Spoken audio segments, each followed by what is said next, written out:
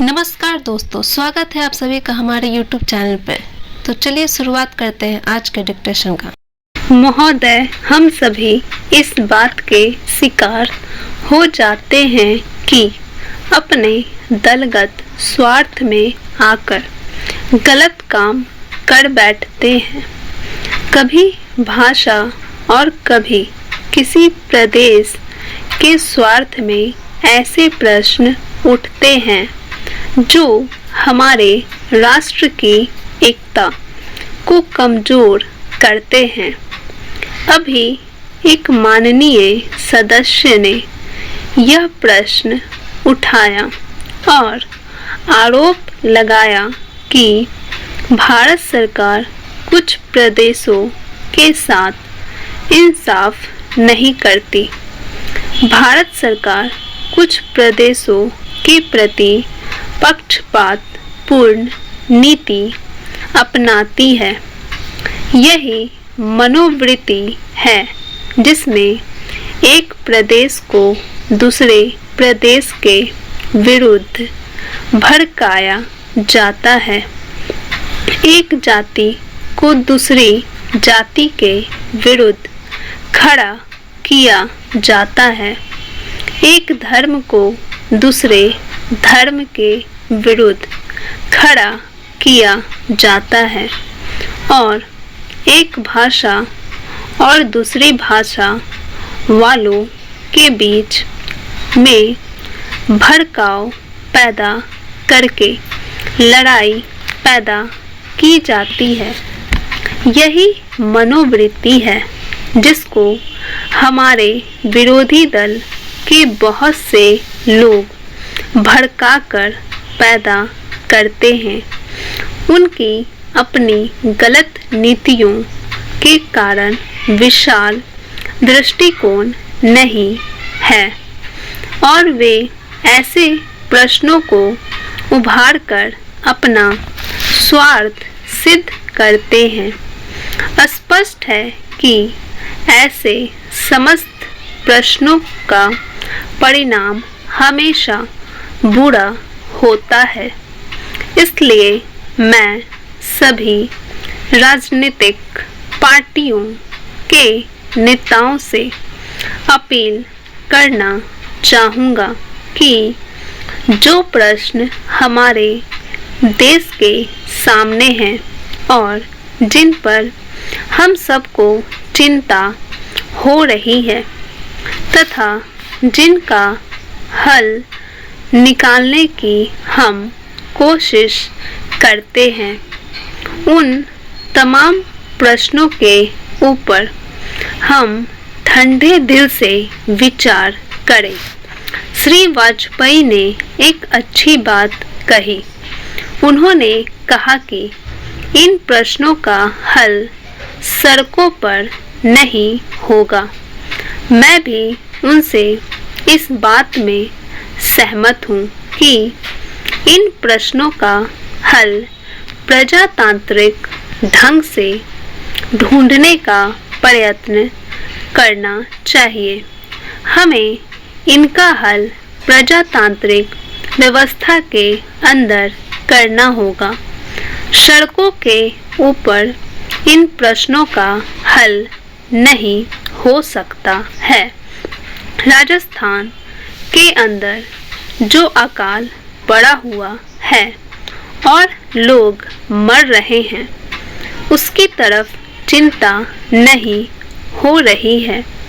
अब राजस्थान में जो संकट है और इस तरह के जो दूसरे प्रश्न हैं, उन पर हम लोग एक साथ बैठकर गंभीरता से विचार करें और उनका हल तलाश करें। खाली इस तरह से आरोप लगाने से और उपदेश देने से काम नहीं चलेगा।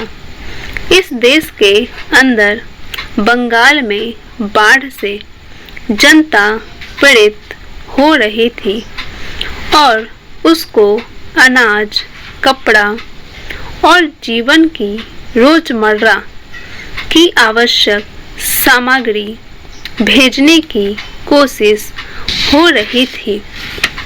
महोदय, उस जमाने में रेलवे कर्मचारियों को भड़काकर के हड़ताल करना और फलस्वरूप एक ऐसी व्यवस्था पैदा करना जिसके कारण बंगाल के पीड़ित लोगों की सहायता न की जा सकी, उचित कार्य था। लेकिन यह कार्य मेरे घर के भाइयों ने किया था। मेरा कहना है कि केवल उपदेश से काम नहीं चलता है। जब ऐसे प्रश्न आए तो उपदेशात्मक भाषाओं में ही फंसकर न रहा जाए, बल्कि आवश्यकता है कि ऐसे प्रश्नों पर सारे राजनीतिक दल देश हित को ध्यान में रखते हुए संजीदगी से विचार करें और उन सब का हल तलाश करें।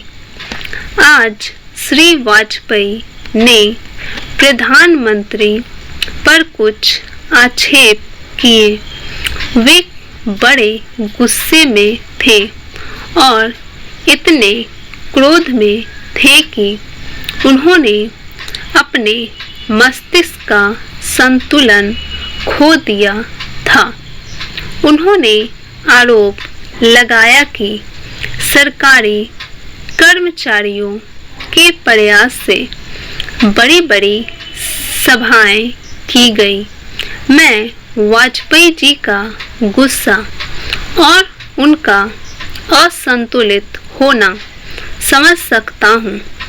उन्होंने यह भी कहा कि प्रधानमंत्री जी ने इन चुनावों के बीच अपने भाषणों में जनमानस को ऊपर उठाने की कोशिश नहीं की, मूलभूत प्रश्नों को देश के सामने रखने की कोशिश नहीं की और आज जो राष्ट्रीय दिक्कतें और परेशानियां हैं उन पर जनता को शिक्षित करने की कोशिश नहीं की।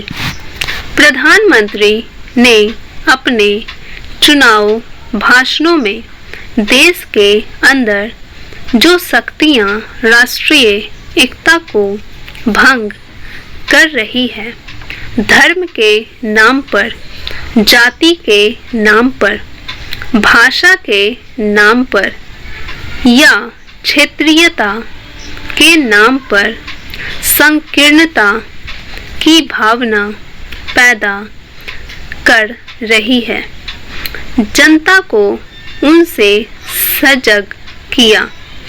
प्रधानमंत्री जी ने इस बात को अनुभव किया था कि उत्तर प्रदेश, बिहार और उत्तर भारत के समस्त हिंदी बोलने वाले इलाकों में जनसंघ संकीर्णता की भावना का प्रचार कर रहा है।